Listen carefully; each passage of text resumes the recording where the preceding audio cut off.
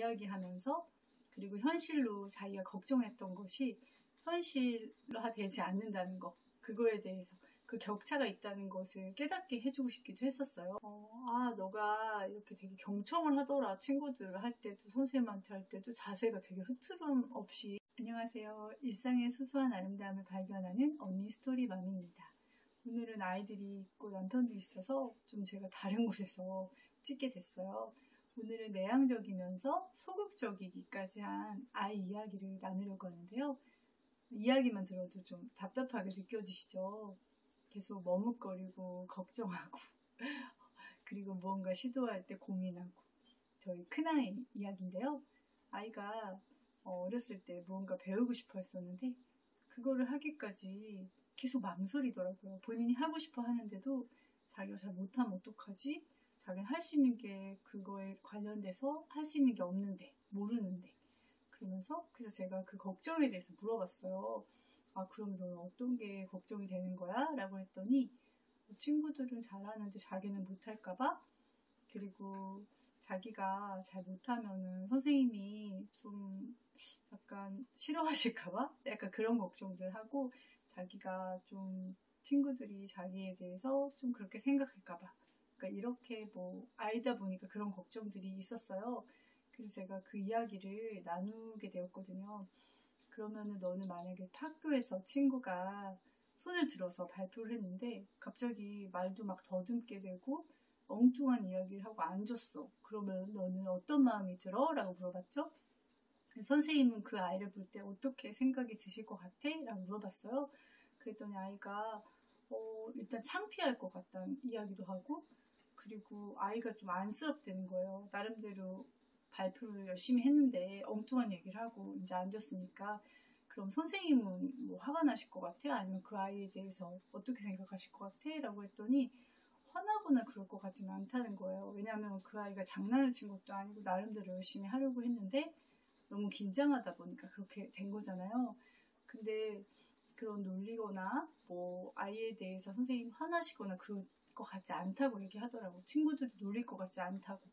그리고 그 아이가 쟤는 왜 이렇게 못해? 라고 친구들도 생각할 것 같지 않다고 얘기하더라고요.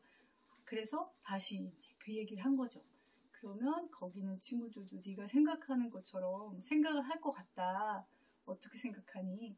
그리고 가기 전에 제가 6개월 정도를 좀 기다렸었어요. 왜냐면 그때 아이도 한 6, 7살 때였으니까 급하지 않았고요.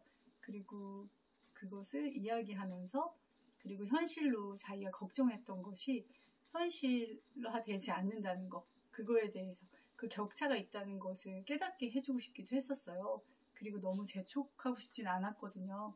그러다 보니까 아이가 이제 그 배우러 가기 전에 일단 걱정을 하잖아요. 그럴 때 그때 이제 시범으로 일주일 동안 배울 수 있게 하는 그런 기회가 있었거든요. 그래서 아이한테 그냥 한번 해봐, 가볍게. 그리고 네가 만약에 했을 때 나 이거 진짜 아닌 것 같고 나는 잘 못할 것 같고 생각했던 거랑 좀 다르다 하면은 어차피 시범 수업이니까 엄마가 그만두게 해줄 수도 있는 거야. 어차피 시범이고 네가 하고 싶을 때 그때 엄마가 끊어줄게, 다니게 해줄게 라고 했더니 아이가 마음에 이렇게 부담감이 좀 없었나 봐요. 그럼 해보겠다. 근데 아니나 다를까 하고 나서 너무 즐겁고 재밌는 거예요. 다니고 싶어 하고. 그리고 다른 이제 미술학원도 처음에 아이가 미술을 굉장히 좋아하지만 막상 다니자고 하니까 일단 한 발짝 물러나더라고요.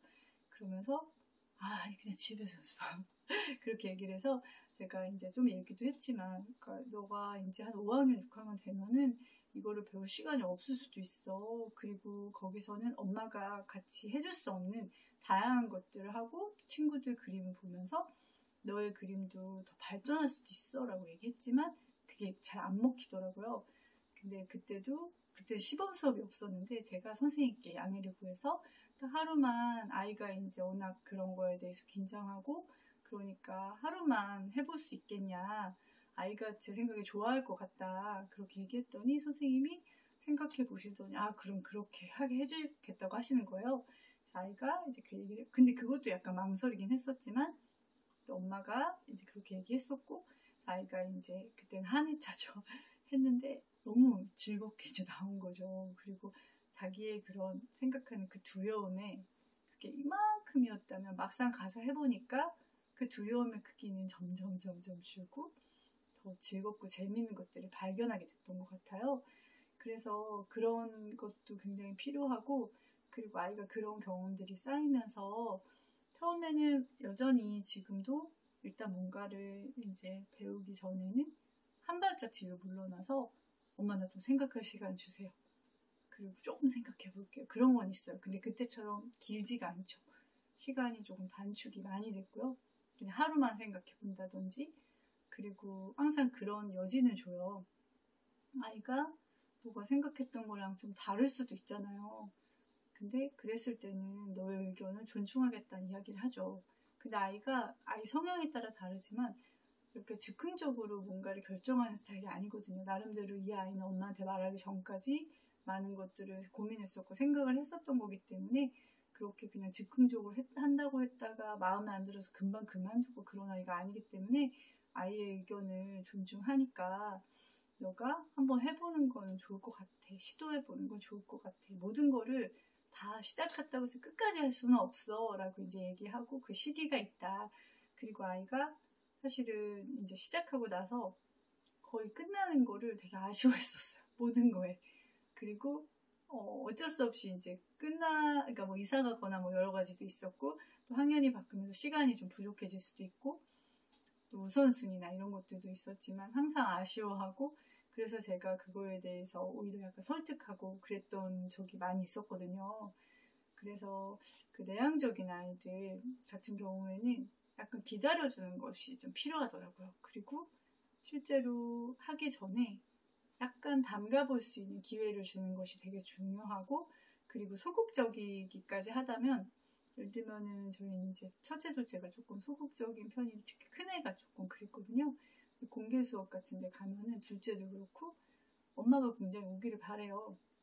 근데 막상 가면 뭐 이렇게 발표하거나 그런 것들이 별로 없었어요. 그리고 항상 이렇게 뒤에 조용히 앉아가지고 있거나 그랬었는데, 물론 엄마로서는 아쉬웠지만 아이가 아이의 마음을 좀 생각해봤죠.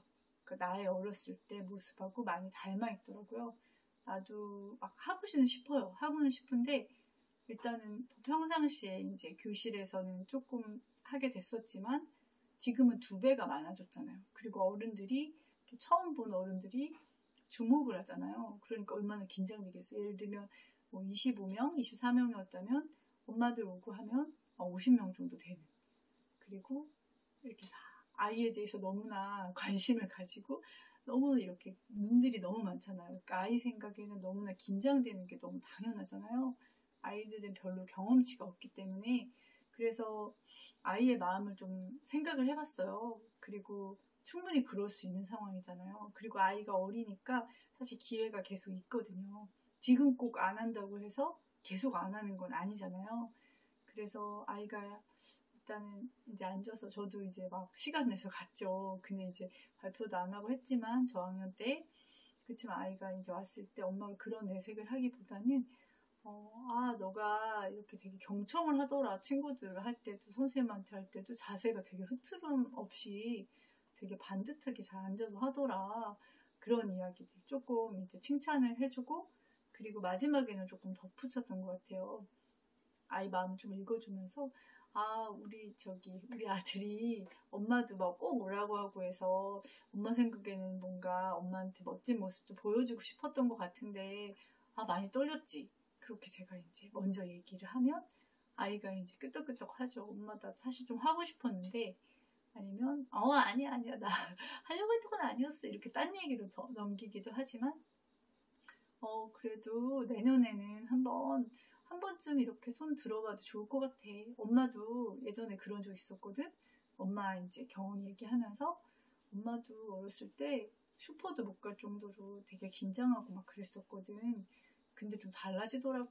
그러면서 엄마가 내년이나 아니면 뭐 후년까지 좀 기대해봐도 되겠지? 약간 이렇게 이제 얘기하면서 아이를 이제 좀 기분 좋게. 그리고 아이도 내가 지금은 못했지만 다음에는 나 할 수 있을지도 몰라 라는 가능성을 좀 열어놓을 수 있게 하는 것도 굉장히 좋다는 생각이 들어요. 그리고 그 친구들은 굉장히 계속 발전 가능성이 있기 때문에 엄마 아빠가 가능성을 가지고 아이들을 바라본다면 아이들도 느끼거든요. 그러면 사실 아이들은 엄마 아빠를 되게 기쁘게 해주고 싶어요. 그리고 자랑스럽게 엄마 아빠가 바라봐주길 바라거든요. 그러니까 아이가 지금은 그래도 분명히 적극적으로 할 수 있는 그런 것들을 아이들이 도전할 거라고 생각이 들어요.